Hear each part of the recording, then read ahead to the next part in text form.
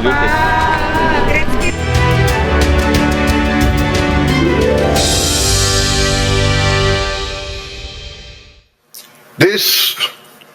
is not a populist program. This is a rational program to save money. By detecting illness, disease at an early stage, we will save much more in the long term in treatment.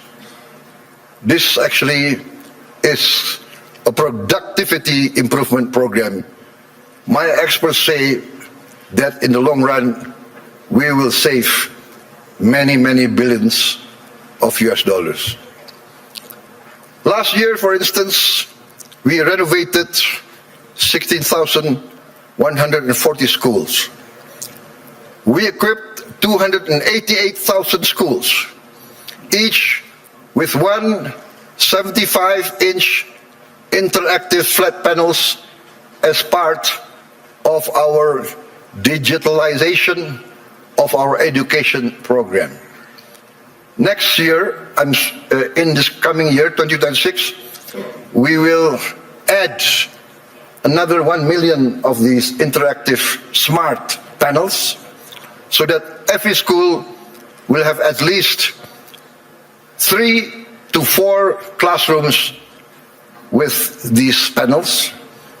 And we hope within 3 years, all the schools of Indonesia will have at least 6 classrooms with digital interactive panels. That means that I, for instance, in Jakarta, I can drop in on any school of Indonesia and I can see the quality of teaching of the teachers. I can see the reaction of the children. And in the first weeks, we see the enthusiasm of the children, the enthusiasm of the teachers, of the villagers. Many of them cry when they see the panels coming in. We get messages, Mr. President, in the entire history of this village, we have never felt that the central government knows about us. This is the first time we feel that the central government cares about us and is now in our village, is now helping to teach our children.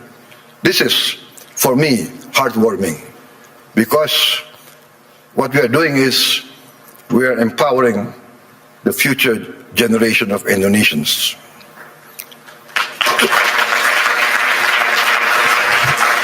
Why does this matter to global investors gathering here at the World Economic Forum? Because I am of the conviction that human capital determines long-term growth, long-term returns. Human development, human resources is the key to a thriving and successful nation. Lack of education is the path towards failed states.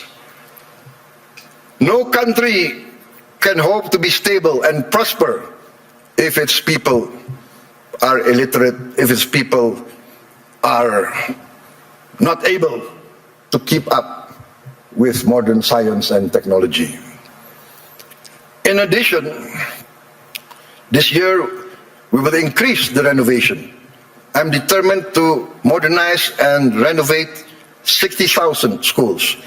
I'm also building 1,000 schools, what I call integrated, comprehensive schools with modern facilities, with modern laboratories, 1,000.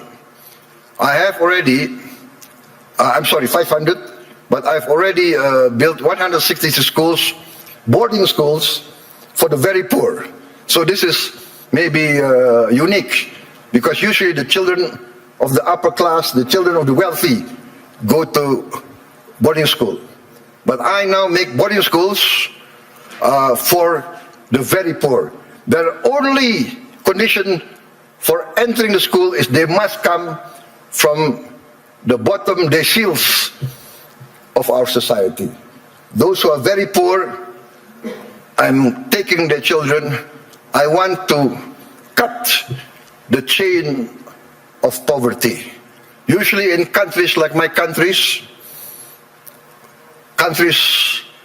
of the global south, countries of the third world, countries coming out of hundreds of years of colonialism, usually the son of a poor peasant will be a poor peasant. The son of a garbage collector will be a garbage collector. The son of a street hawker will be a street hawker. The son of a day laborer in the harbor will also be a day laborer in the harbor. This is what we call in the global south the circle of poverty. I'm determined to break the circle. I'm determined that the son of the poorest should not be poor. They must be given equal opportunity. And that's why I've already built 166, and I will build total 500 of these boarding schools. And another 500 not boarding schools, but centers of excellence to boost the other children who are brighter. Also, I've started 20 new boarding schools for the academically gifted. I'm also building 10 new universities, and I'm discussing and negotiating with the best universities of Europe, United Kingdom, and North America to twin them and to produce universities and campus of international standard. In addition, we are now in the process of building 83,000 cooperatives with 83,000 warehouses, 83,000 cold storage, 83,000 mini markets, 83,000 village drugstores selling generic medicine, and all subsidized goods direct to the villagers without intervention from too many middlemen. We are also going to modernize what we call the new fishing villages. We will build at least 1,000 this year, but we actually want to allocate funds for 5,000 villages. Each village will have 2,000 fishermen. We hope to impact 10 million fishermen with their wives and their children. This will impact at least 40 million Indonesians. We have started a pilot project in Biak, in Papua, and the result is very heartening. The average increase in their livelihood is 60% increase in their annual livelihood. Why? Because before, to get ice was impossible for them. There was no ice-making factory near their villages. To get diesel very far, we will build